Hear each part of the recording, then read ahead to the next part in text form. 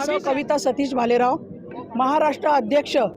हमारी मांग सरकार से एक ही है कि हमको 7,500 रुपये पेंशन, महंगाई भत्ता और मेडिकल सुविधा, इतना ही हम सरकार से मांगते हैं। लेकिन सरकार से हमको खाली आश्वासन मिल रहा है। अभी तक हमारी पेंशन का काम नहीं हुआ है। 700 से 2,000 तक ही पेंशन है लोगों को। कैसा जीना, 2 जनों का गुजारा होना, इतना तो भी सरकार ने हमको देना चाहिए। बस हमारी इतनी मांग है सरकार से। मोदी जी बोलते हैं सबका साथ सबका विकास, कहाँ विकास हुआ हमारा? EPS 95 का विकास ही नहीं हुआ। सबको घर देंगे यहाँ, लेकिन हमारे आदमी एक टाइम खाना खा के जीते हैं। 400 रुपये में वो क्या करेंगे, कैसे जिएंगे? यही सरकार से पूछना है कि हमने कैसे जीना 400 रुपये में।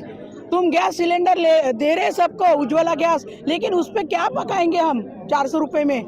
बहुत कम पेंशन मिलती है। सब जनों के हाल है हमारे, कैसे जीना बोलो तुम, कैसा गुजारा करना? बस हमारी एक ही मांग है कि हमारी 7,500 रुपये पेंशन हमको 10 तारीख के अंदर हमको घोषणा करो और हमारे खाते में जल्दी से जल्दी पेंशन डाल दो। बस इतना मैं कहती हूँ। जो वैल्यूएशन है उसके हिसाब से तो 20 लाख तक हो गई, तो उसके ब्याज पे ही हमारा गुजारा हो सकता है। वो 20 लाख तो आप वापस नहीं दोगे हमें।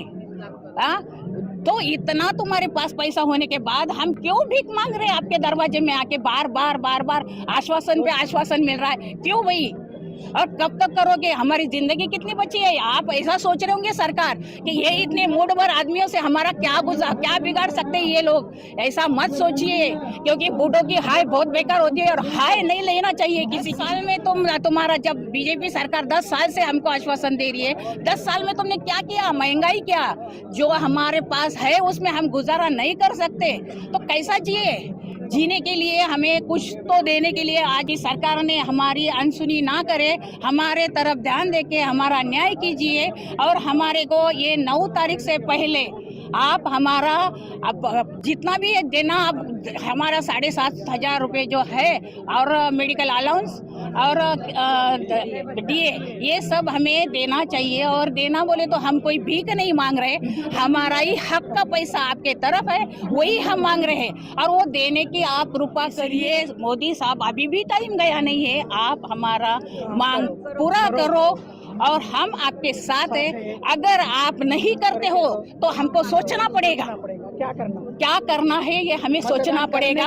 हमारे जो ऊपर बैठे हैं कमांडर साहब, वो आपको मवाकी से आपकी बात पे भरोसा करके वो चल रहे। इसका मतलब ये नहीं कि आप लोग जैसा बोले वैसा ही चलो।